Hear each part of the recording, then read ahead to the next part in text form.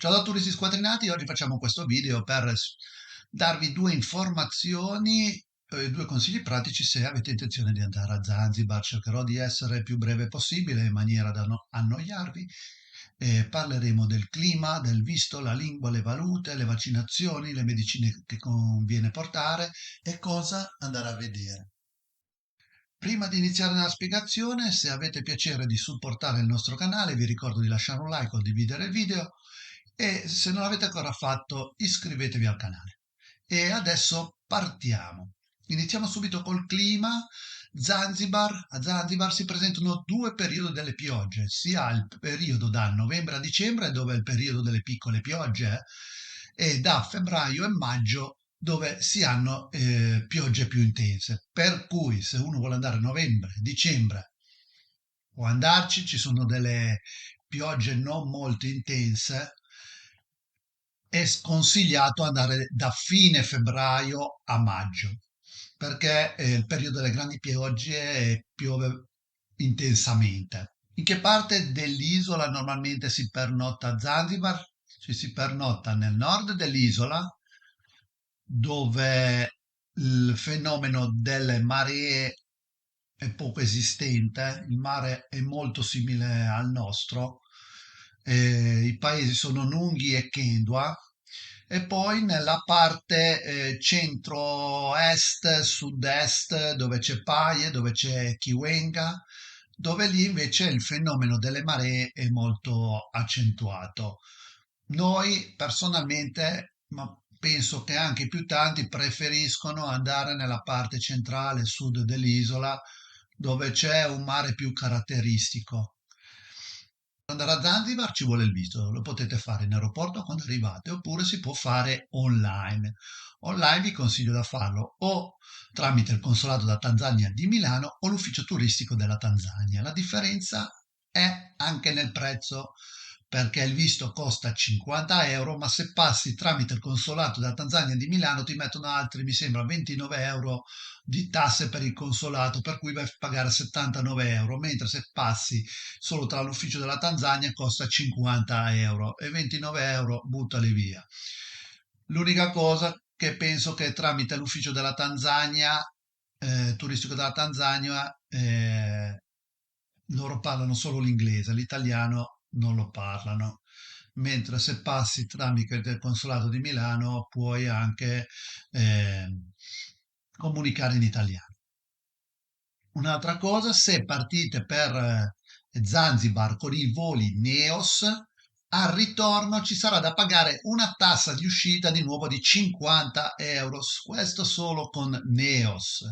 In più, nel loco ci sarà da pagare una tassa di soggiorno, che adesso se non ricordo mai noi avevamo pagato 5 euro al giorno a testa, per cui neanche tanto poco, per cui di tasse diciamo che è un paese povero, ma le tasse solo per andare a visitare sono già parecchie, perché sono 50 andare, 50 tornare, sono 100 e un altro 50 euro di tasse, sono già 150 euro solo di tasse. Se voi pensate che uno stipendio medio di un abitante di Zanzibar è circa 120-130 dollari al mese, voi capite che tasse veramente per andare in Tanzania ce ne sono veramente tante.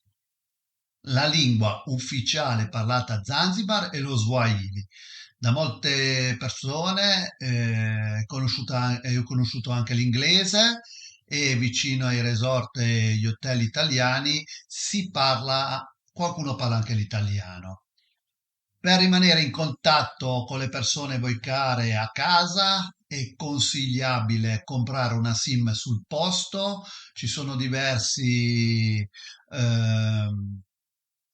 bancarelle, ci sono diverse bancarelle verdi con scritto Zantel, che è la compagnia telefonica del posto, e la trovate anche fuori dall'aeroporto.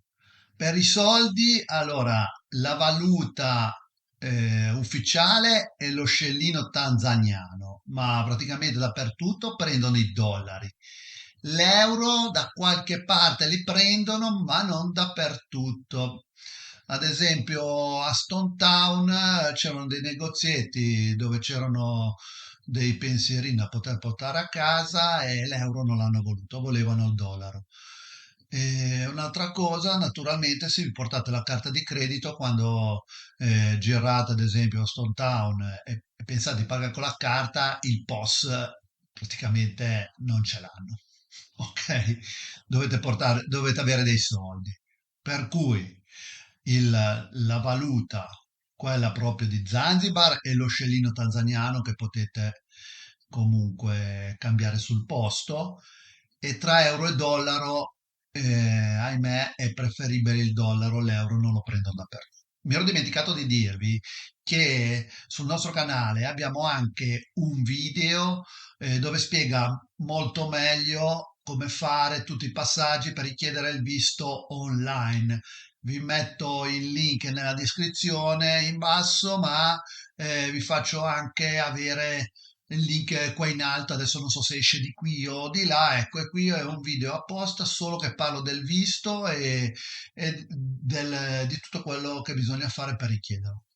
Ok, chiusa parentesi, andiamo avanti e parliamo delle vaccinazioni. Le vaccinazioni non ci sono vaccinazioni obbligatorie, viene consigliata la profilassi antimalarica, che praticamente sono degli antibiotici da prendere prima, durante e dopo il viaggio, però personalmente noi non l'abbiamo fatta.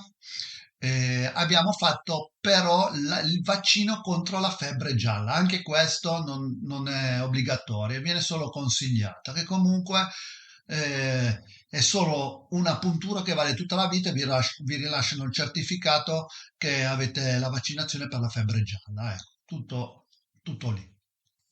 Medicinali da portarsi, allora, sicuramente un repellente per le zanzare. Noi siamo stati nel periodo di settembre, praticamente noi non abbiamo quasi viste di zanzare, però per chi patisce le zanzare o è allergico conviene portarselo. È una cosa molto importante è stare attenti all'acqua, non bere l'acqua del posto, bere solo quella in bottiglia, specialmente quando si fa la doccia. Il rischio forse più grosso è proprio quando si fa la doccia, di non farsi andare l'acqua in bocca. I denti ve li lavate e ve li sciacquate con l'acqua delle bottiglie. Cosa può succedere? Può succedere che vi vengono delle infezioni intestinali. Adesso io non è, io dico infezioni, cioè vi viene il cagotto o anche il vomito. Se portate l'Imodium non fa assolutamente niente. Dovete farvi dare, aspettate un attimo, un antibiotico contro le infezioni intestinali, come ad esempio Orobicin. Adesso, noi personalmente è capitato, secondo noi l'abbiamo preso perché siamo andati in escursione in un'isola e la frutta l'avevano lavata con l'acqua del posto.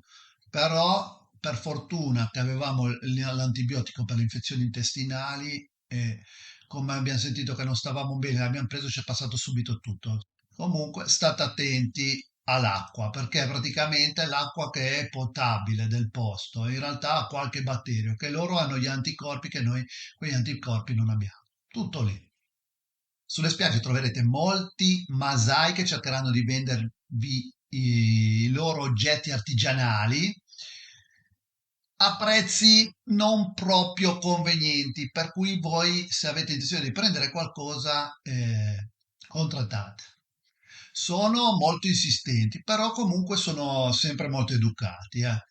Per le escursioni, allora, noi abbiamo fatto le escursioni con i Beach Boy, i ragazzi del posto, e costavano, diciamo, un 40% circa in meno rispetto al prezzo che ci faceva il villaggio. Però è anche vero un'altra cosa, che poi ci ho pensato dopo quando siamo tornati. Nel villaggio alle escursioni è compresa un'assicurazione. I Beach Boy, i ragazzi del posto, se vi fate male con loro, sono quasi sicuro al 100% che assicurazioni non ce ne sono, ecco, tutto lì. Però ecco, diciamo che un'escursione che con il villaggio la paghi 90 euro a testa, con i Beach Boy la trovi tranquillamente a 50 euro. e anche quello, se contrattato un po' sul prezzo, qualcosina riuscite sempre a farvelo togliere. Cosa fare a Zanzibar? Naturalmente, oltre che il bagno e prendere il sole, ci sono le escursioni a Stone Town, che è la capitale di Zanzibar, a Prison Island, che vedrete le tartarughe giganti, è una vecchia prigione. Poi c'è ad esempio l'isola di Nakupenda, che è famosissima, che è una lingua di sabbia in mezzo al mare, che a una certa ora, quando sale la marea, sparisce. Poi ci sono le piantagioni, visitare le piantagioni di spezie. C'è Yozani Forest, dove vedrete il colobo rosso, che è un tipo di scimmia in via di estinzione. E poi non anche da dimenticare che andare a vedere il tramonto a Nunghi e a Kendwa, che sono le città che si trovano al nord, e si dice che sia uno dei tramonti più belli del mondo. Vi volevo ricordare che anche sul nostro canale abbiamo fatto un video un po' lunghetto, mezz'oretta, della settimana che abbiamo trascorso a Zanzibar. Se vi fa piacere vederlo, vi lascio il link qua o qua, non mi ricordo mai dov'è. E comunque spero di non avervi annoiato, di essere stato abbastanza breve e chiaro. E un saluto da Turisti Squadrinati, al prossimo video. Ciao!